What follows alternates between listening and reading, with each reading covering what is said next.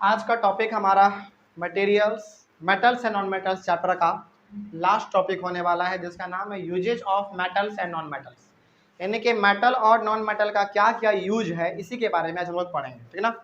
चलिए, तो सबसे पहले हम लोग स्टार्ट करेंगे मेटल्स के बारे में, उसके बाद फिर नॉन मेटल्स का यूज दोनों का देख लेंगे। तो यहाँ पे हम लोग देख लेंगे पहले मेटल का, मेटल्स का। चलिए, मेटल्स मतलब क्या? मेटल्स का मतलब समझना है ऐसा चीज जो कि थोड़ा सा ठोस हो, हार्ड हो, शाइनी हो, है ना, मेल्टिंग बॉइलिंग पॉइंट ज्यादा हो। यानी कि जो पहले वाले क्लास में हम लोग पढ़े थे मेटल्स और नॉन मेटल्स के बारे में कुछ खासियत, वही चीज जिसमें है तो वो मेटल होगा या तो नॉन मेटल होगा, है ना। चलिए, तो मेटल का इस्तेमाल हम लोग किसमें करते हैं? सबसे पहला मेटल का इस्तेमाल हम लोग मशीन बनाने में करते हैं। लोहा किसमें करेंगे यूज? मशीन बनाने में करते हैं ना। तो हालांकि यूज तो बहुत है, लेकिन हम लोग कुछ 4-5 यूज अपना लिख लेंगे। It is used to make machine. It is used to make machine. Machine को बनाने में हम लोग इसको इस्तेमाल करते हैं। उसके बाद ऑटोमोबाइल। ऑटोमोबाइल का मतलब होता है जो हमारे गाड़ी ये सब होते हैं ना, गाड़ी चलने वाले, उसको हम लोग कहते हैं ऑटोमोबाइल कहते हैं उसको, ठीक है ना।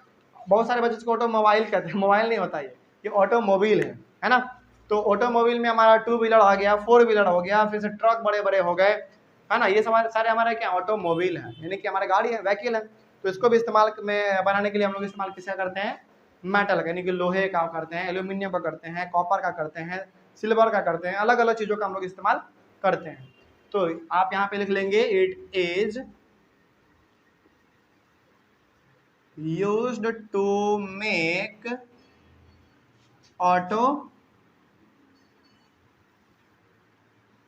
ऑटोमोबाइल्स। चलो, थर्ड। उसके बाद और इसका क्या यूज हो सकता है, जरा सोच के बताओ हमको। एरोप्लेन बनाने में भी तो करते हैं, ट्रेन बनाने में भी तो करते हैं, उसके साथ ही साथ सैटेलाइट भी तो बनाते हैं, कितना सारा अलग अलग चीज है ना। चलो, जो जो चीज हम लोग जानते हैं वो लिख लेते हैं। It is used to make satellites. Satellites यानी कि जो ऊपर जाता है हमारा, है ना, जो कि मौसम कैसा होगा आज, धूप कितना होगा, गर्मी कितना होगा, जो बताता है हमको, है ना। तो सैटेलाइट को बनाने में इस्तेमाल करते हैं। उसके बाद एरोप्लेन में करते हैं।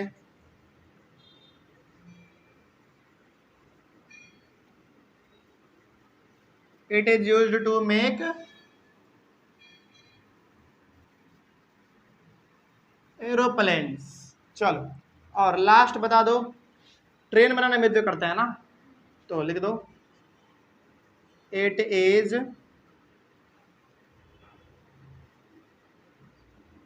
used to make trains. रेलगाड़ी बनाने में भी हम लोग इसका इस्तेमाल करते हैं। 5 काफी है, यदि आपके पास और ज्यादा हो तो और ज्यादा आप लिख सकते हैं ना। चलिए, अब थोड़ा सा हम लोग लिख लेते हैं नॉन मेटल्स के बारे में। चलिए बताइए, नॉन मेटल्स का क्या यूज हो सकता है? इधर है हमारा मेटल, तो इधर हो गया हमारा non metals.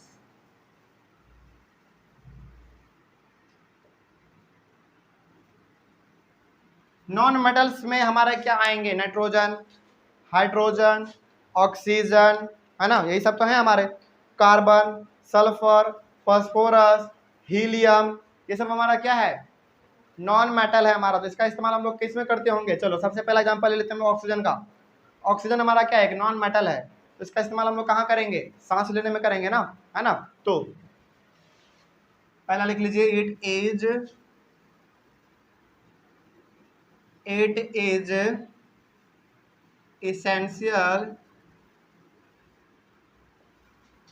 essential for us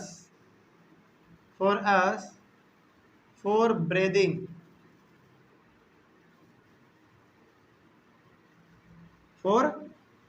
यानी कि सांस लेने में। इनहेल का मतलब क्या? सांस लेना, है ना। तो it is essential for us for breathing, यानी कि सांस लेने में हम लोग जो इस्तेमाल करते हैं हमारा ऑक्सीजन होता है वो हमारा, है ना। तो ऑक्सीजन को हम लोग इस्तेमाल कर लेते हैं। चलो, सेकेंड में और क्या हो सकता है इसका इस्तेमाल। हालांकि एनसीईआरटी के बुक में और भी आपका बहुत सारा कुछ दिया हुआ है। फर्टिलाइजर बनाने में करते हैं, यानी कि खाद बनाने में करते हैं, है ना। चलिए, तो it is used to make fertilizers. देखिए बड़ा सिंपल सा टॉपिक है, इसको आप अपने बुक से भी देख के लिख सकते हैं, है ना, क्योंकि ये तो बड़ा नॉर्मल सी बात है कि किसका किस में इस्तेमाल होता है ना, ये तो बड़ा छोटी सी बात है। It is used to make fertilizers, यानी कि खाद बनाने में भी हम लोग इसका इस्तेमाल करते हैं, है ना। चलिए, उसके बाद फिर और क्या इस्तेमाल होगा इसका जरा बताइए। एनसीईआरटी बुक का यदि थोड़ा सा देख ले हम लोग, तो इसमें लिखा हुआ है कि हम लोग वाटर प्यूरिफिकेशन में भी हम लोग इसका इस्तेमाल करते हैं, है ना। कैसे, देखो यहाँ पे, अच्छा यहाँ पे लिखा हुआ था it is essential for us for breathing, है ना, सांस लेने के लिए जो सांस जो हमको हवा चाहिए वो हमारा क्या ऑक्सीजन है। चलो वहाँ पे समझ में आ गया कि ऑक्सीजन का यहाँ पे इस्तेमाल है। It is used to make fertilizer, खाद बनाने में इस्तेमाल ना हमारा फॉस्फोरस होता है, नाइट्रोजन होता है हमारा, तो क्या हम लोग कह सकते हैं कि नॉन मेटल का इस्तेमाल हम लोग यहाँ पे करते हैं, है ना। चलो, उसके बाद फिर इट इज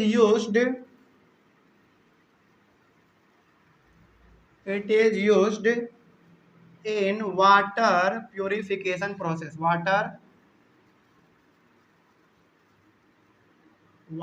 purification process। कभी भी कैंट का पानी या फिर कभी भी आरओ का पानी पियो ना, तो थोड़ा सा अजीब लगता है ना। क्यों? क्योंकि उसमें हमारा क्लोरीन मिला हुआ रहता है, और क्लोरीन क्या है, हमारा एक नॉन मेटल है। तो क्लोरीन करता क्या है, क्लोरीन ये करता है कि उस वाटर में जितने भी हमारे बैक्टीरिया हैं, छोटे मोटे जो माइक्रो ऑर्गेनिज्म जिसको हम लोग कहते हैं, जिसको कि हम लोग अपने खुले आंखों से नहीं देख सकते हैं, उनको ये मारने का काम करता है। कौन? क्लोरीन। इसको क्लोरीन मारने का काम करता है, बैक्टीरिया ये सबको, ठीक है ना। चलो, उसके बाद फिर इसका इस्तेमाल हम लोग पटाखा बनाने में भी करते हैं, क्रैकर्स। किसमें? पटाखा, यानी कि क्रैकर्स, है ना। चलो, तो it is used to make crackers, it is used to make crackers. और पांचवा लिख लीजिए, इसका हम लोग इस्तेमाल करते हैं एंटीसेप्टिक बनाने में भी। एंटीसेप्टिक का मतलब समझ में आता है क्या होता है? जो हमारा यदि घाव हो जाता है ना, तो घाव के ऊपर जो हम लोग मरहम लगाते हैं ना, वही हमारा है एंटीसेप्टिक, है ना।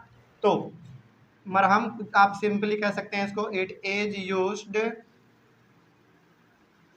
To make antiseptic.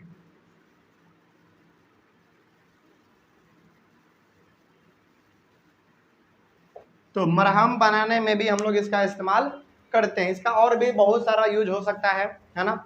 मेरे समझ से जितना हो सका, और आप लोगों ने जैसा अभी बताया, तो हम लोगों ने यहाँ पे लिख लिया है, और लगभग कुछ एनसीईआरटी में भी ऐसा ही कुछ दिया हुआ है ना।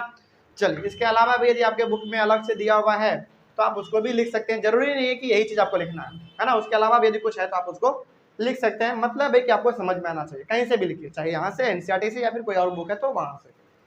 चलिए, आपको डाउट इसमें समझ में आ गया, और यहीं पे हमारा ये चैप्टर भी खत्म होता है पूरी तरीके से।